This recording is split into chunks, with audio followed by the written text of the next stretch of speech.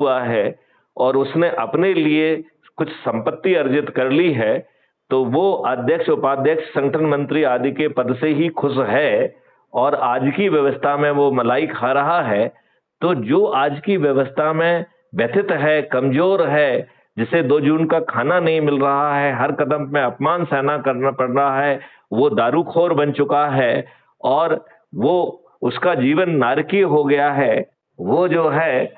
मानव शरीर में दारू पीने वाला, श्रम से नफरत करने वाला कीड़ा-मकोड़ा बन गया है, हमें उसे जगाना होगा। बिल्कुल, आप सही कह रहे हैं सर। सर ये बताइए, अभी जैसे भाजपा एक मेंबरशिप का लिंक बनाया है, एक प्रोग्राम चला रही, अपना कोई ऐसा लिंक या वो नहीं हो सकता जिससे लोगों को भेजे और लिंक में जुड़कर उनका खुद आई कार्ड जनरेट हो जाए, या ये कुटुंब ऐप ही रहेगा? ऐसा किया जा सकता है। तो उससे क्या है कि